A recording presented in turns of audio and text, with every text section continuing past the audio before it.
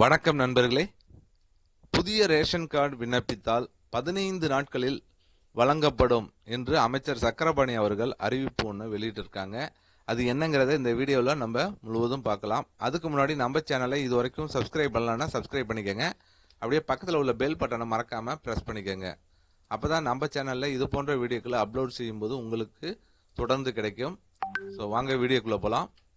திண்டுக்கல் மாவட்டம் ஒட்டன்சத்திரம் சட்டமன்ற தொகுதிக்குட்பட்ட கள்ளிமந்தயத்தில் நடைபெற்ற அரசு நிகழ்ச்சிகளில் அமைச்சர் சக்கரபாணி கலந்து கொண்டார். இந்த நிகழ்ச்சியில் 798 பயனாளிகளுக்கு இலவச வீட்டுமனை பட்டாக்களை வழங்கிய அவர், புதிய குடும்ப அட்டை கேட்டு விண்ணப்பிக்கும் தகுதியானவர்களுக்கு 15 நாட்களுக்குள் ரேஷன் கார்டு வழங்கப்படும் என உறுதியளித்தார். இந்த அறிவிப்பு புதிய ரேஷன் கார்டுக்காக காத்திருக்கும் பொதுமக்களிடையே பெரும் வரவேற்பை பெற்றுள்ளது. பொதுமக்கள் மத்தியில் உரையாற்றிய அமைச்சர் சக்கரபாணி, தமிழ்நாடு அரசு செயல்படுத்தி வரும் முக்கிய நலத்திட்டங்களை எடுத்துரைத்தார். அரசு மற்றும் அரசு உதவி பெறும் பள்ளிகளில் பயிலும் மாணவர்களுக்கு காலை உணவு திட்டம், தமிழ் வழியில் படித்து உயர்கல்வி பயிலும் மாணவ மாணவிகளுக்கான புதுமை பெண் மற்றும் தமிழ் புதவன் திட்டங்கள், குடும்ப தலைவிகளுக்கு மாதம் ரூபாய் 1000 வழங்கும் கலைஞர் மகளிர் உரிமை திட்டம் ஆகியவை சிறப்பாக செயல்படுத்தப்பட்டு வருவதாக அவர் கூறினார். மேலும் வயது முதிர்ந்தோர் மற்றும் மாற்றுத்திறனாளிகளின் இல்லத்திற்கே சென்று ரேஷன் பொருட்கள் வழங்கும் முதலமைச்சரின் தாய்மானவர் திட்டம், பெற்றோரை இழந்த குழந்தைகள் பள்ளி கல்வியை இடைநிறுத்தம் இன்றி தொடர மாதம் ரூபாய் 2000 வழங்கும் அன்பு கரங்கள் திட்டம் உள்ளிட்ட பல்வேறு மக்கள் நல திட்டங்கள் அரசால் நடைமுறைப்படுத்தப்பட்டு வருவதாக அமைச்சர் தெரிவித்தார்.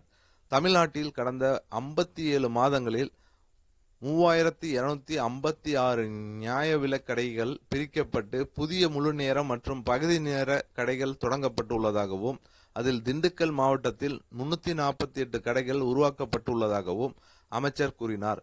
ஒட்டன்சத்திரம் பகுதியில் மட்டும் 117 ரேஷன் கடைகள் பிரிக்கப்பட்டுள்ளன என்றும் அவர் தெரிவித்தார்.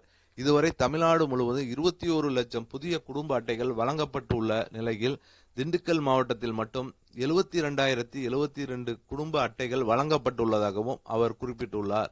பெண்களின் பொருளாதார முன்னேற்றத்தை நோக்கமாக கொண்டு தொடங்கப்பட்ட கலைஞர் மகளிர் உரிமை திட்டத்தின் மூலம் குடும்ப தலைவிகளுக்கு மாதம் ரூபாய் 1000 வழங்கப்பட்டு வருவதாக அமைச்சர் தெரிவித்தார்.